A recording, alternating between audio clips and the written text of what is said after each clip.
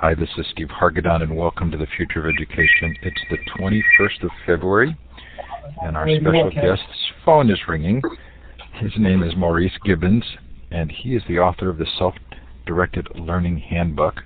Maurice, thanks so much for coming on the show. My pleasure, Steve. The Future of Education is a Web 2.0 Labs project. Thanks to Mighty Bell and Blackboard Collaborate for their support. Coming up this year, we have some really, really fun worldwide virtual conferences. These are all free events.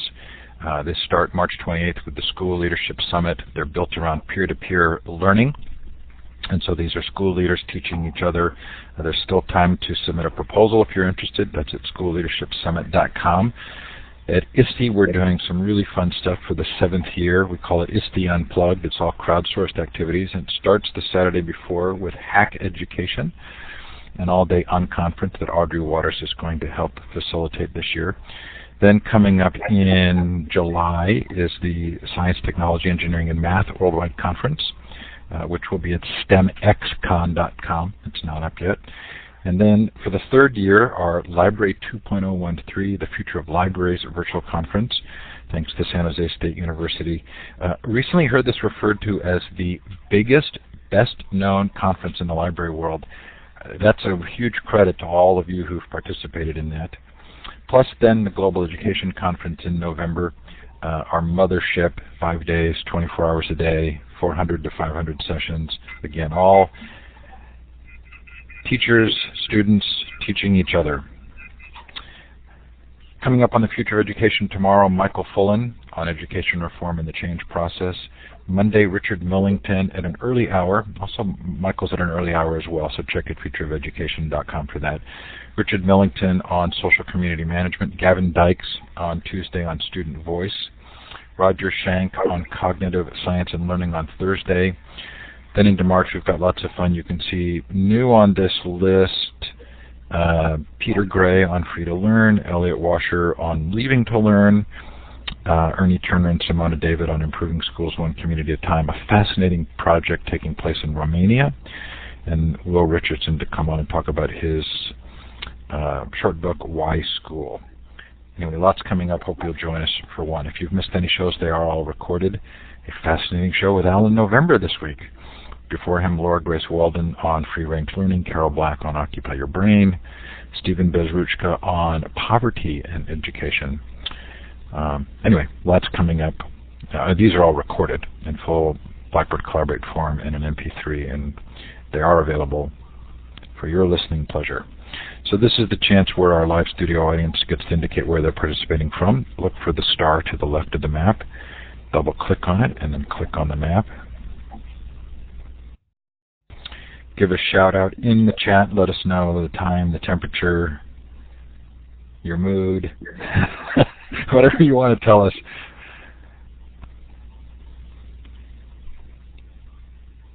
And you know what I'll do here, Gail, is I'm going to turn my audio down just a bit. You can turn your audio up, and it should be that Maurice and I match. I'm reluctant to tell anybody that I'm actually on the island of Maui right now. I wish it were a vacation, but I am working. However, I am headed to New Zealand and Australia in the next month, so anxious to return to Australia, my first time in New Zealand. Please keep putting your information in the chat. We're going to move forward here. There is a Mighty Bell space for this show. Mighty Bell is the content curation service that Gina Bianchini has started. She was the co-founder of Ning. I really like Gina. I do consulting work for her, so there's full disclosure there. But if you want to keep the conversation going about self-directed learning and Maurice's work, you can go into that Mighty Bell space. It's also listed on the futureofeducation.com blog post for tonight's show.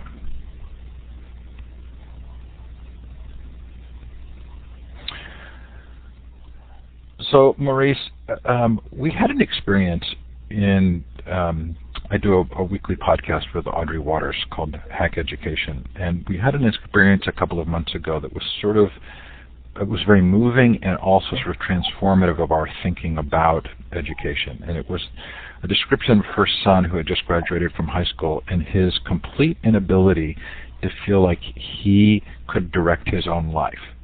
And she was open about this with his permission. And we started asking this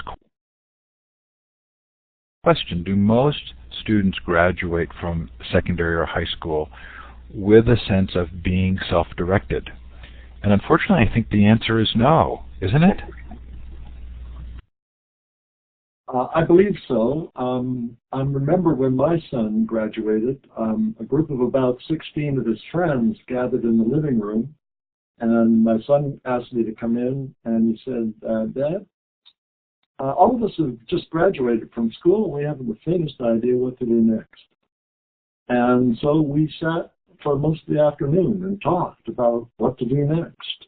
And they were very confused. They had never thought about what was going to come next. I'm sure some of them had, but they didn't have plans, and a lot of them took a long time to find their way. So you were sort of thinking about this when, if I got the history correct, you watched this movie called Walkabout. Can you describe that experience? Well, it wasn't the walkabout was like the inciting incident. It wasn't the formative incident. In the sense, it gave me the metaphor I needed. It didn't give me the idea. The idea started when I was a kid. We were quite poor, and my mother was scrubbing floors in the quite rich area nearby, and they had troubled children.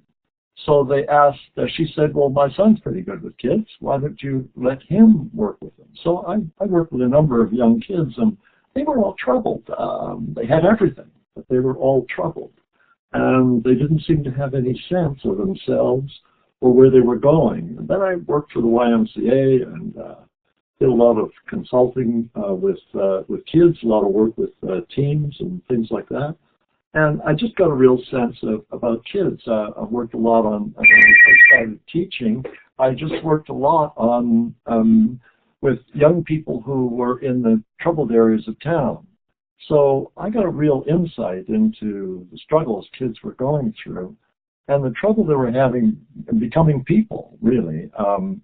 They didn't seem to have a sense of direction or a sense of morality or a sense of what was interesting or what they wanted to do, and they didn't have ideas, which I thought was kind of scary.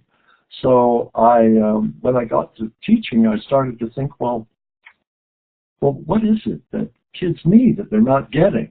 And it seemed to me that they were not getting the kind of experience that caused them to turn inward and find out who they were by what they were doing, or to find out who they were and then to do things that developed that.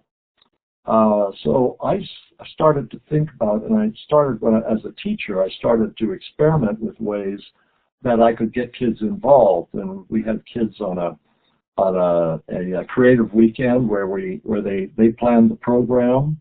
This is the high school kids. They planned the program, and it was all based on the idea of being creative and imaginative. So they they said what they wanted speakers on and that sort of thing. And they were the usual things. They wanted one on philosophy and sex, and on developing a career, and being a good person, and things like that. I was very impressed, and I found people who were willing to do that, and the conversations that followed were sensational. And it moved me very deeply because the kids were very authentic when they were in charge, and the teachers who sat in on all the groups were not in charge. They were members and participants. And at the end, in the evaluations, which were all very good and very thoughtful, one person said, this is the greatest weekend that I have ever been on, and it was a weekend in which my teachers became my friends, and my friends became my teachers. And I thought, whoa, that's pretty much a theme that I'd like to develop. And so when I did went on and started to do my graduate work and later started teaching at the university, I started doing research and work in this area. And it was then that I started to think, oh, right, how can I create a program around which will provide young people with the opportunity and the focus to develop their own direction and their own responsibility and their own personality and their own vision. And then that's when I thought of, I saw the movie, and the movie just clicked. I thought, wow, here is a test that is perfectly designed for those people. I'd been in Australia, I'd seen the Aboriginal people and talked with some of them, and I understood what they had tried to do. And when I saw the movie and saw that the children going out into the outback in their little private school outfits, carrying their briefcases, and being totally lost and unable to survive, and here comes an Aboriginal boy who's perfectly adapted to this circumstance and saves their lives. And I thought, so here is a primitive culture that has found a way, a perfect test for their young people. He was about 16, and he's out and perfectly equipped and able to feed himself, find water, find his direction, and make his way home. And if he can't get home, well, he can't be much use to the tribe anyway. So this is a survival thing, and you can imagine the preparation that the tribe gives that young man before he goes out into the outback. So I thought, this is a perfect training for that situation. And it occurred to me, what would be an equally perfect situation for our youth in graduating? And that's when I got the idea. That's what gave a formative nature to those ideas that I had. In addition to the 3-day retreats that were planned by the students, you also mentioned drama and this How to Become an Expert program for middle school students. I'm particularly interested in the drama piece because it seems like that's been a thread through some of our interviews, that people whose voices are making a difference right now, like Ken Robinson, and you have a drama background. What's the tie there? Well, it is that in order to present a character, you have to understand a character. And so understanding this character gives you also an opportunity to explore yourself and to try on personalities.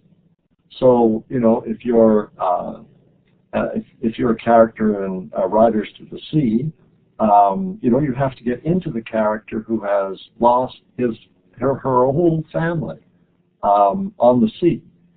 And they're fishermen, in Karax and the storms. If you've been to the Aran Islands, you see it's just grave after grave. Here lies the young men from this family who died at sea at this stage. And if you have to get into that kind of person, you really start to understand yourself. In order to present that person, you have to touch something of incredible sadness in yourself in order to express that sadness on stage. And that, I think, is one of those things. You start to become confident. And then, of course, you're presenting. You're on stage.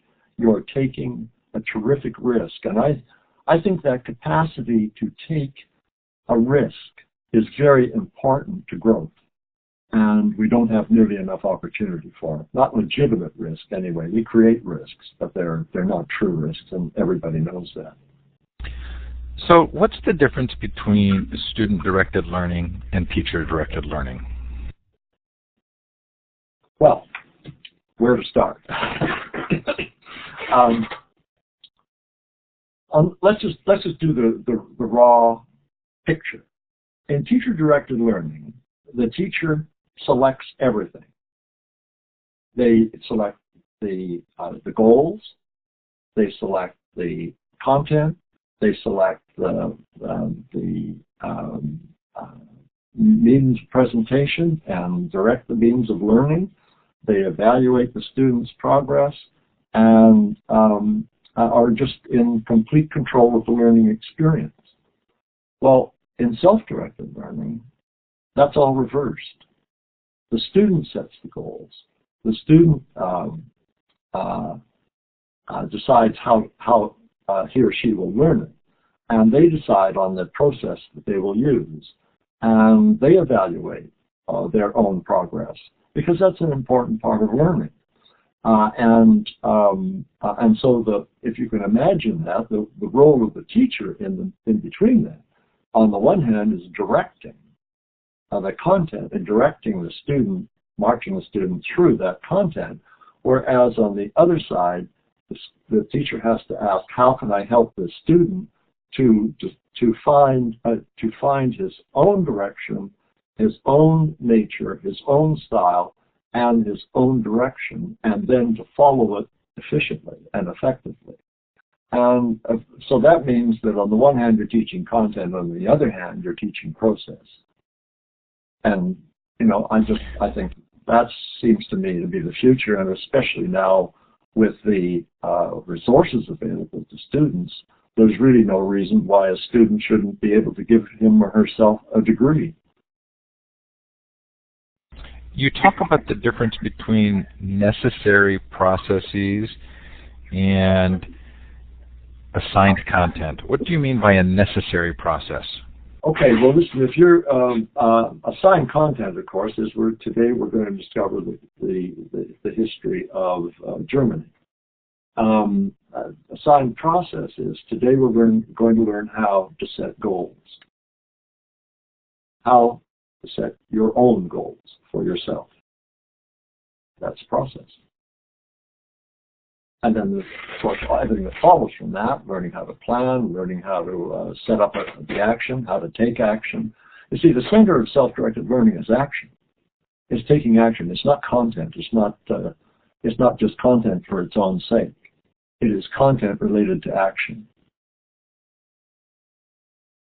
It was interesting to me that you took several sort of current research trends, constructivism, social learning, motivation, and you looked at them from the standpoint of how we talk about them in teacher-directed learning. And then you asked us as the readers to rethink what that means in terms of self-directed or student-directed learning. That's true. I think one of the most interesting things is a recent book by Baumeister and Turney called Willpower. And they're discussing the whole idea of self-control, self-management, which is, the essence of self-direction. And they're saying that it is the only reliable human trait for predicting success in the future. This is, I'm sorry. And so this is these are the kinds of trends that are just being strangely misinterpreted, in my view. I think the tendency, for instance, take personalized learning. Now that sounds like self-direction, doesn't it? But it's not. What it is more sensitive responsiveness to students so they more effectively absorb the content. And, it's the same with, I remember starting early when I was doing my doctoral work, I had to study individualized instruction, which was the current wave. But I found that, that the self-direction, independent learning, individualized instruction, where it occurred, it was like maybe a period on Friday. It wasn't a school tendency, and then it was often individualized instruction, of course, in learning the unit. So I thought that was kind of interesting, and I think that's what happens very often is that we hear about trends that are moving that sound as if they've been socialized or are interpreting the current research and educational trends and moving in the direction of more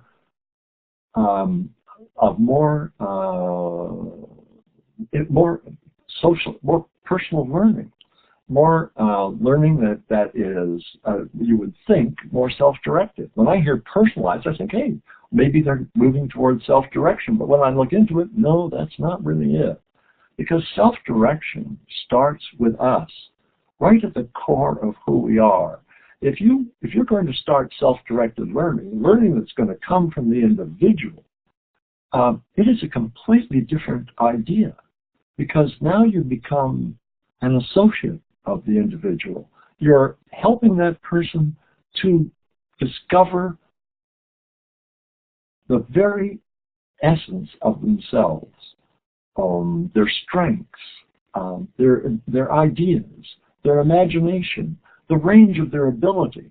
You're encouraging them to develop human characteristics. It is the natural way to develop character, because in being self-directed, it requires courage, determination, perseverance, insight, creativity, imagination.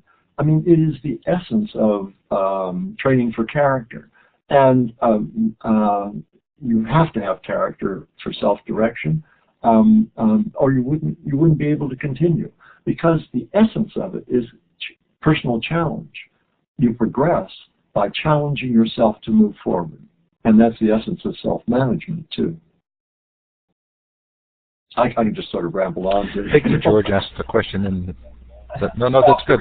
Peggy George asked the question in the chat that I wonder if it's instructive. She says, is self-discipline the same as self-control?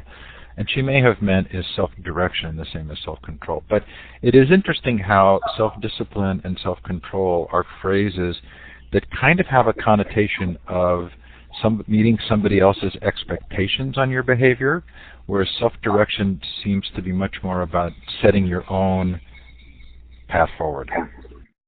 Well, here's a very interesting study that was done on self-regulation. A study was done offering 4-year-olds a marshmallow, and if they didn't eat the marshmallow for 15 minutes, they got another marshmallow. Well, a portion of them gobbled the marshmallow right away, a significant portion of them. Another portion waited, but just couldn't resist. Finally gobbled it before the 15 minutes was up, and then a group didn't, and collected their second marshmallow. Well, the researcher was living on the university campus, and so he had, through his own children going to school, he had some contact with these same students who were in the study. And he started to realize that there was association between characteristics that they were developing and exhibiting and what they had done with the marshmallow. Those who gobbled the marshmallow right away were troublemakers.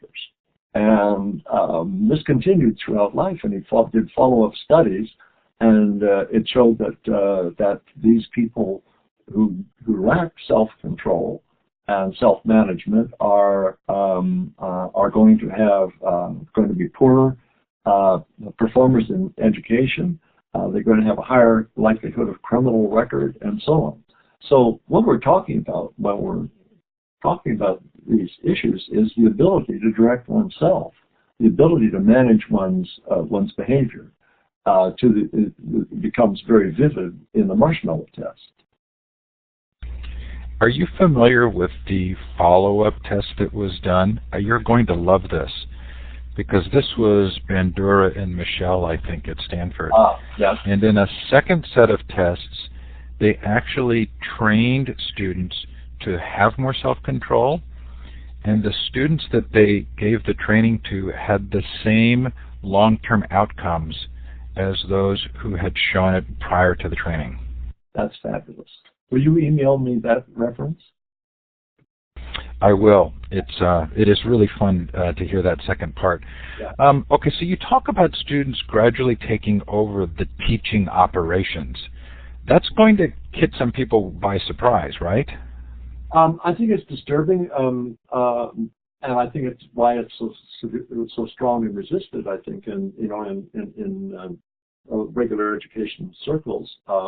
And I understand that because it means quite a significant change in role. Also, the sort of basic idea of discipline is having children being obedient and the class an orderly class, even teenagers. And in self-direction, there's a lot more action. There's people moving around, there's people in groups discussing and talking. There has to be some flexibility in moving in and out of the school, and those kinds of things. So it is a major change, and it means learning a whole new set of skills as well.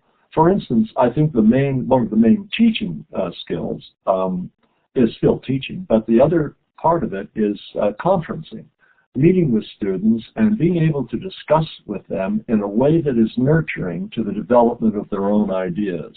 And that's a skill that really needs to be developed in order to be successful in this realm. I hear a lot about whole child learning or whole student learning, and I'm wondering if you're sort of focused on the self-reflective piece, the self-awareness and the metacognition, which I think is very closely aligned with your journaling recommendation. Is that what people mean when they talk about looking at the whole student? There's within any of these concepts, there's a range of actual practice. And I've seen the same kind of range of practice here. And, to be honest, I'm not quite sure that I have ever seen a classroom that claims to be based on the whole child concept. Presumably, every teacher would say, I would certainly, even when I was teaching English, I would say, I'm a whole child teacher because I cared about my kids, and that sort of thing. But I don't think that implicit in the idea of the whole child is necessarily self-directed learning.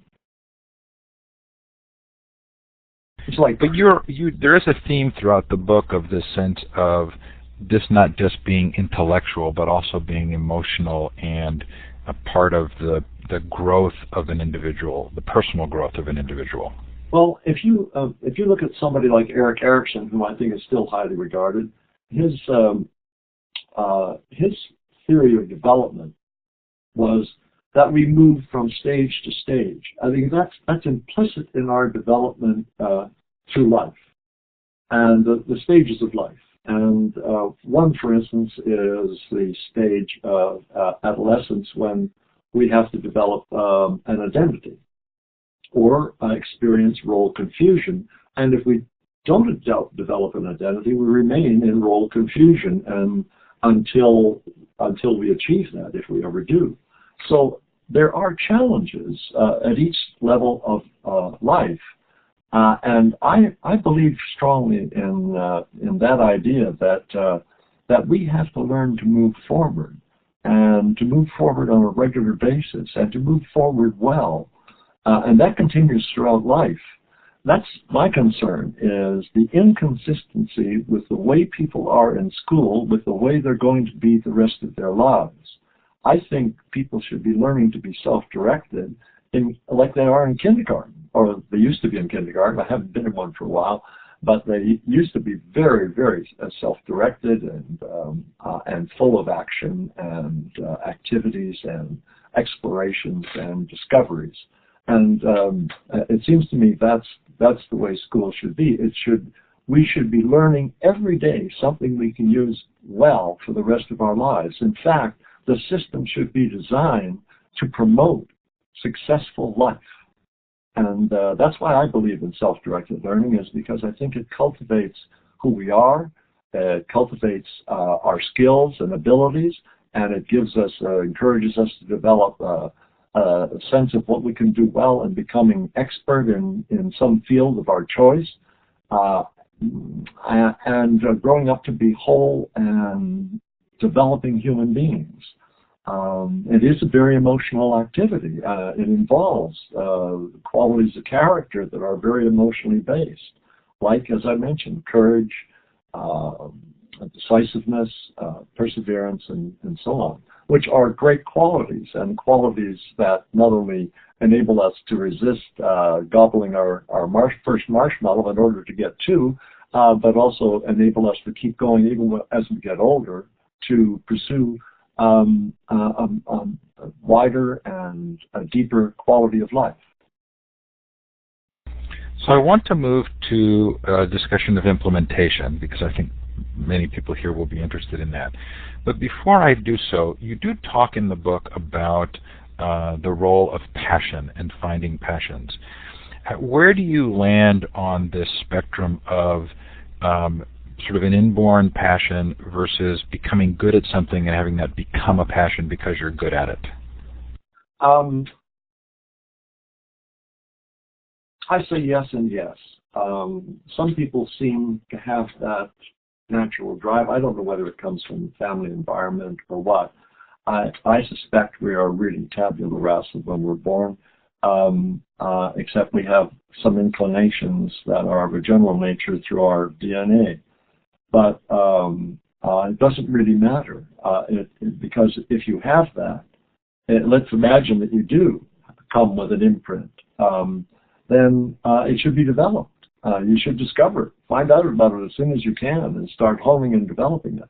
But my sense is that people move from thing to thing, and that's okay. You know, I want to, it's like clubs. I do a lot of things, and I do some professionally for my salaries, and I do some just because I love to do them. And when I'm really lucky, what I do for work is also what I love to do. And that seems to me to be the way to go, is to seek those things to do that give you great pleasure, provide you with skill, and enable you to make a contribution. I think, can I just develop that for a second? Because I think that there's... Absolutely. Thanks. I think there are really four things. The existentialists, when I was a young man, existentialism kind of hit me broadside, and with their sense that life is meaningless because we're born to die, and in a generation or two are forgotten even by family. So how do you give that strange thing, this brief thing, this spark in the great universal timeline of life that we have, how do you give it meaning? And it seems to me that this is as deep as that, that we learn to give life meaning by finding out who we are and can be, by finding out what we can do and what we will do, by extending the number and quality of relationships we have with others, and by making a difference in the world. And by that I mean that can be done by helping, by a small service, or it can be done by literally changing the world and feeding the hungry. And I think that this is what we're talking about. We're talking about people forming their lives, and it is a full-time job. And only a small portion of that is the work we will do, but discovering who we are from whatever source, or who we can, is the more important part of that is who we can be, and that's always a possibility in the future, not a certainty. I'm struck by the degree to which, in order to go down this path, you need a caring adult who actually knows this path. I mean, that's sort of self-evident, isn't it? Yes. Yes. Yes, it is. I believe that self-directed learning is a quality for the teacher as well as for the student, because for the teacher, they'll be finding a center in him or herself that is calm and assuring, and that enables them to look outside themselves and see each student as a forming individual who needs the opportunity and the assistance to find out who they are and who they will be. So do teachers who begin to implement student-directed learning find that there is a pattern to the amount of effort and work that's involved? Does it start out with more work required and then end up being more sort of peaceful? Is there a way to describe the path? Well, one way is to look at a place where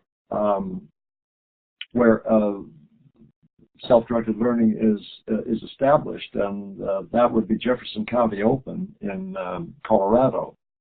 I haven't checked with them recently, but for years they have been a lighthouse for this practice, and took the ideas and made them their own and developed them in a way that has had really quite a profound effect on I was going to say all their students, but that of course isn't likely true. But it's certainly a very, very large percentage of them.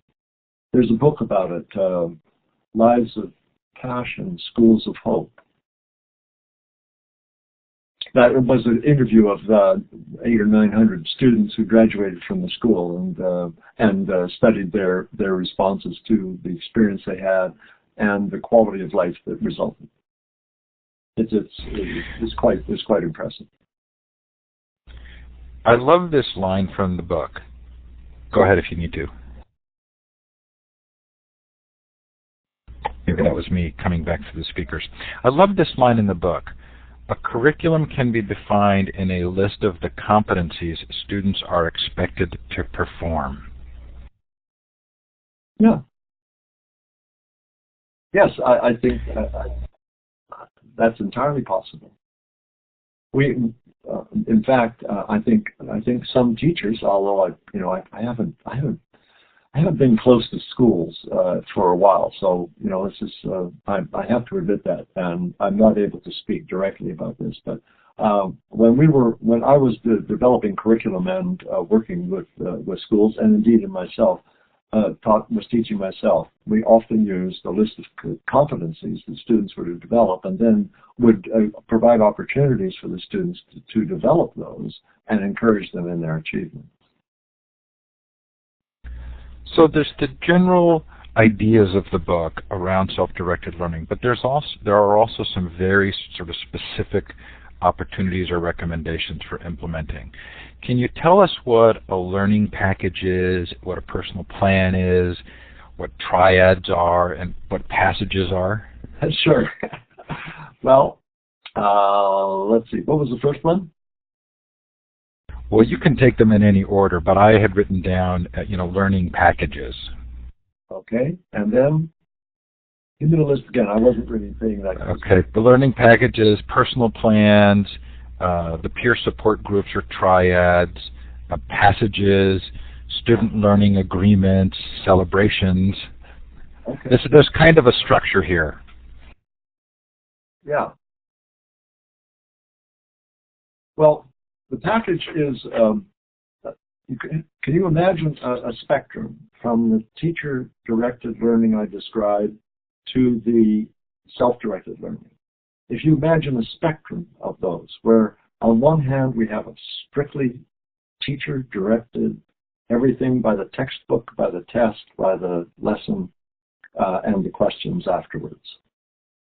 Now, if we move away from that, we can move in degrees toward the other side, where the student is deciding the goals he or she is going to pursue and how he or she will pursue them. So one way in the spectrum of moving between those is to say, all right, we're going to still teach the content that you want taught, but we're not going to have lessons with a teacher standing in front. We'll create a package. For instance, at one of the local high schools that's self-directed, they use this approach. I call it the self-managed approach, in which you're still doing the curriculum, but you're doing it in a personal and self-managed way at regular opportunities to do your own unit. But they would, for instance, in a geology unit, there would be the need to develop a competency in identifying a range of minerals. And then there would be a box that would be a set of those minerals that they could study. and then there were sources that they could go to as guides to find out of what the characteristics were of the different minerals. And then there was a personal test at the end. Now, they still had to finish and write the science test, but they were able to go through the packages and learn the unit on their own. And that is more self-directed than the teacher standing in front and speaking that content to everybody. And it provides opportunity for individuals to find their own best way to learn as well. So that's the kind of learning package, but it's not strictly, self-directed as the way I described it earlier. The plan, the personal plan, is when you set your own goal and describe a plan. We laid it out as we call it an action plan. It started with the vision. What is your vision of what you hope to achieve and to learn? What is it part of a larger vision you have for your own development? Then what is your goal? Let me just give you the simple form. What is your goal? What is your plan for achieving that goal? And then what would you be able to do?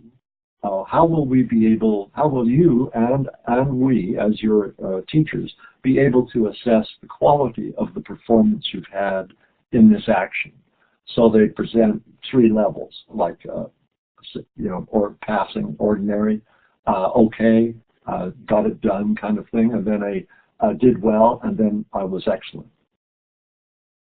And that was the teaching plan. The triads are, the idea of being self-directed isn't everybody in a little corner by themselves. It is that we learn enormously from everybody, just like my art class that I just came back from, that I'm taking at a local university in the studio arts. I'm a sculptor, and we all, there are 16 of us, and we all have our individual projects. Some are metal, some are clay, some are wood, and so on. Some are stone, and everybody's working on their projects, all of them different, but we learn from each other. And we're constantly talking to each other, and as well as working on our own. And we have a master sculptor there commenting on our work and discussing it with us, and we have a tech to help us do it. So there's lots of, we all need lots of assistance, and we learn a lot from each other along the way. And part of the success of being self-directed is knowing how to find the person who can give you the best help. So, but we use triads as a sort of order. We could teach goal setting, for instance, as a whole class. Then we go into small groups, into the support group, say, and we each set a group goal. And as they say, what you learn to do in a group, you can then do on your own. And then the third thing is, with that background, you then move to setting your own goals. So the triad is a learning operation. It also means that when you're setting your proposals, they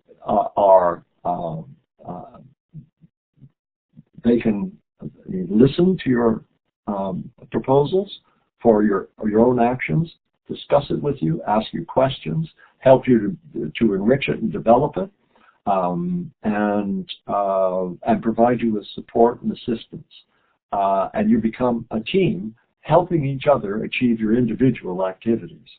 And that's very much a part of the self-directed world. So that's a triad. It's not necessarily a triad. It can be partners. It can be, up to 4 or 5, but not too many so that everybody gets airtime. Moving on to passages. So the passages are another name for the activities that you, in Jefferson County Open, they were the ones who introduced the word passages, I believe. And they use it for in the graduation program, where the students take on 6 challenge activities. I'm not sure I can remember them all now. It's been a while, but it's adventure, business, work, practical applications, curiosity.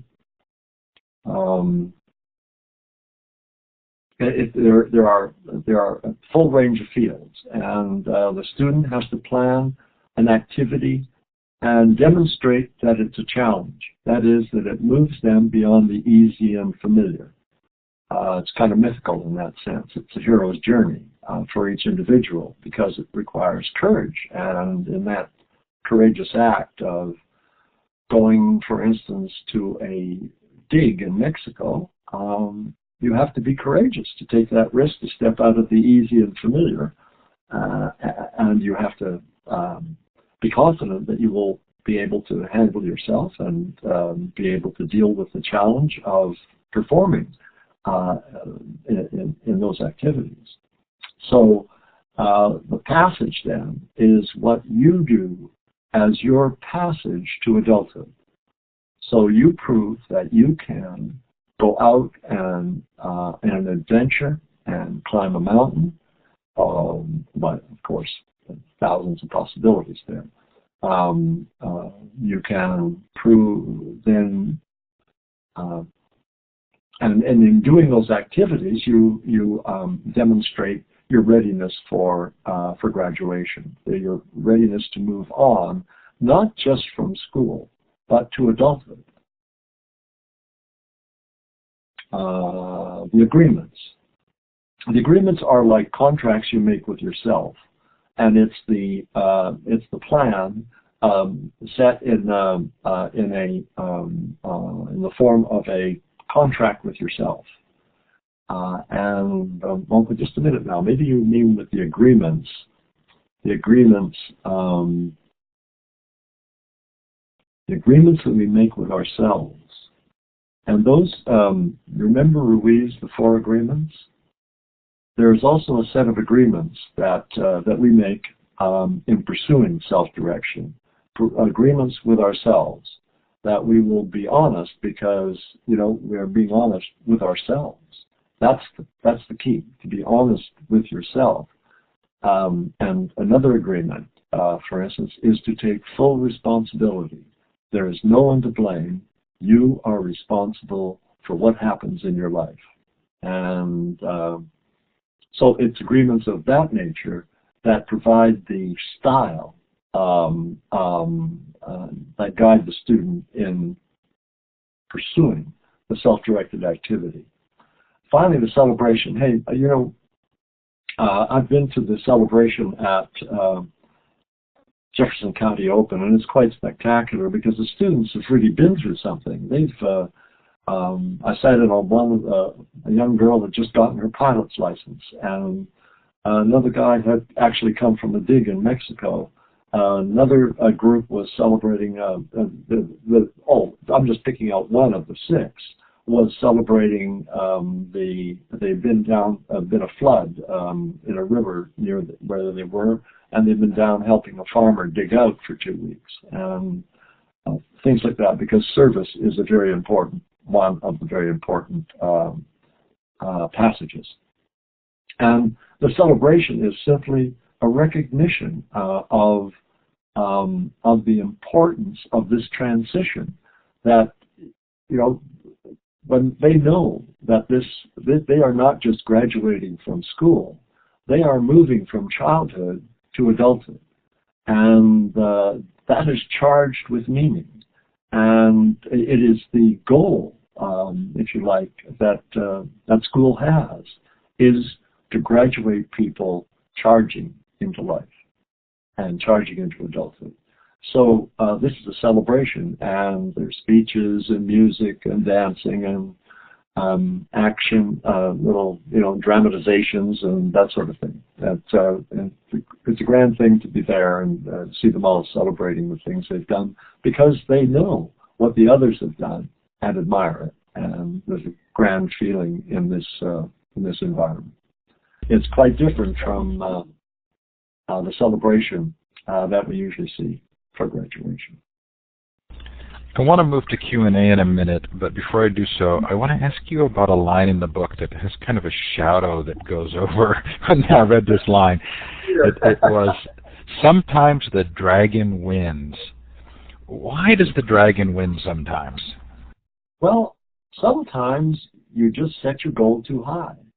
Sometimes you find out a harsh reality about yourself. Sometimes people do rotten things to you. I mean, when I say sometimes the dragon wins, I mean sometimes things don't go your way. And you have to be able, you have to have a sense of confidence to be able to stand strong in those moments of storm.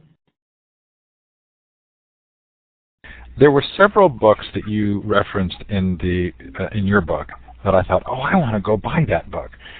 And I discovered they were mostly out of print and they were very expensive. Is there something there? I mean, is that telling us something that these really valuable works around self-direction and learning aren't in current editions? Is this still really a minority view? Well, I suspect it is, but you have to recognize that everybody in school is going to be facing the challenge of self-direction, because the modern technology is putting everything in the student's hands. And there's no question that if a student wants to, he can do high school. I haven't checked this out exactly, but I know a number of universities provide high school courses and first-grade high school courses and college. You can do college online. And a lot of some schools will also provide you with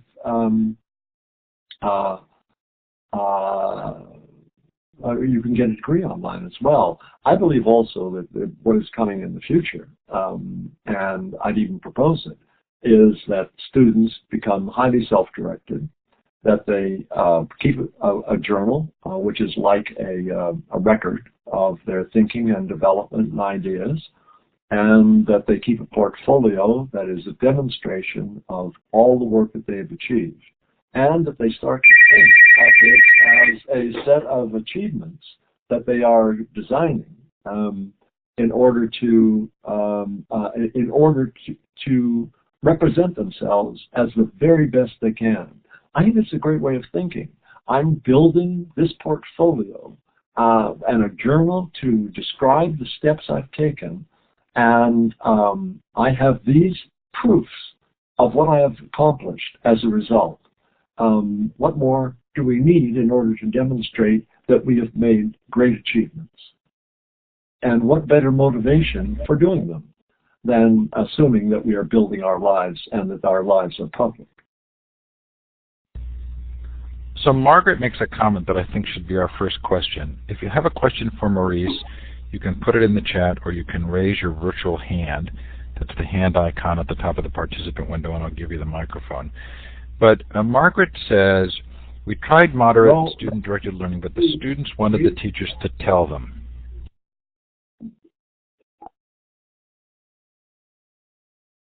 Wow. Did I lose you there? No, I'm just saying.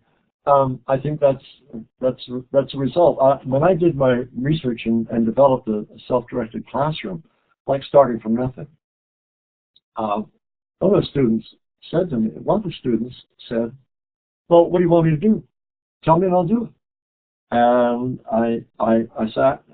This is my conferencing. I sat and talked with him for a long time, and he had become very successful at finding out what the teacher wanted, giving the teacher exactly what they wanted, and doing well.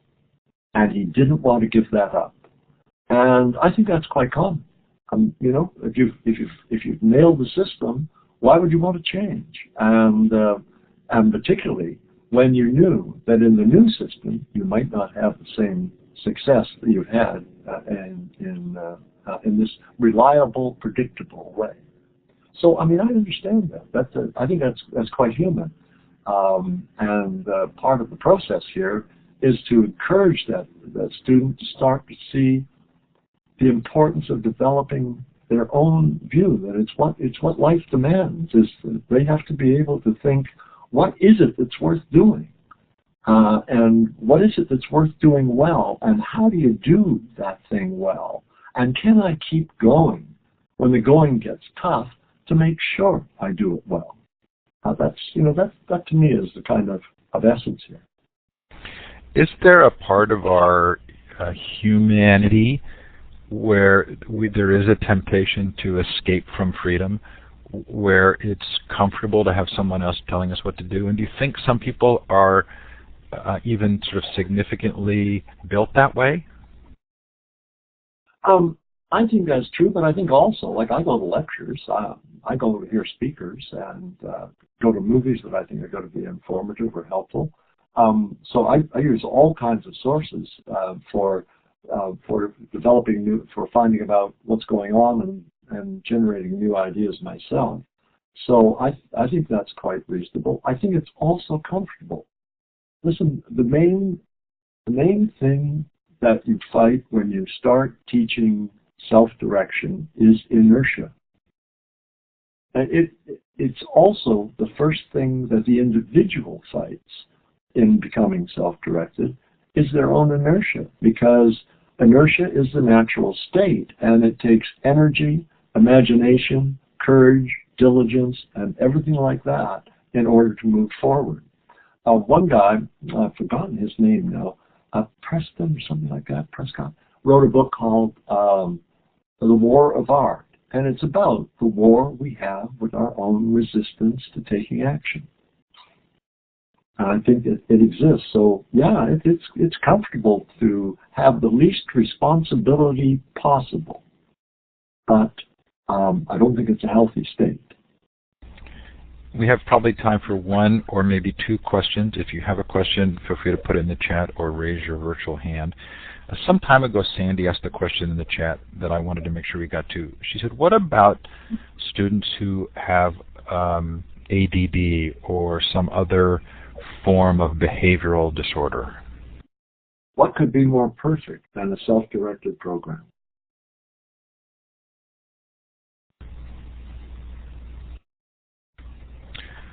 Good, short answer. Your book is geared toward the traditional school. Sorry, I talked over you. No, that's okay. Go ahead. I just wanted to say that I didn't mean to be ridiculously brief in that answer. But the elaboration is quite extensive to cope with it. But the fact is that, in my view, the focus on the individual and the focus on the individual's development according to where they are now and moving them forward is exactly what such a person needs. Sandy wanted to clarify she meant ODD, oppositional defiant disorder. Mr. McConkey asks, I've just started with SDL. What is your number one piece of advice? What was that? Someone has just started with student-directed learning. What's your number one piece of advice? Care about them to the utmost limit of your ability.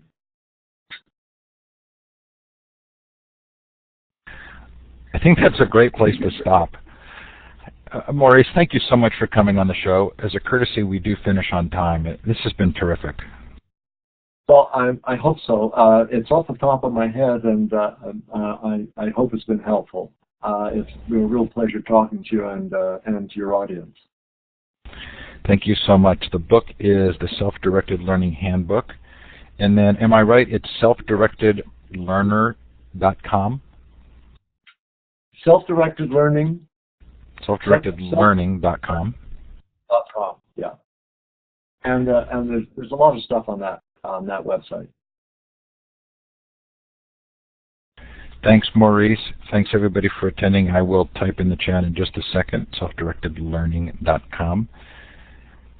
Really a pleasure to have you on the show. Take care, everybody. Good night or good day, depending on where you are. Thanks, Maurice. Bye for now. Bye.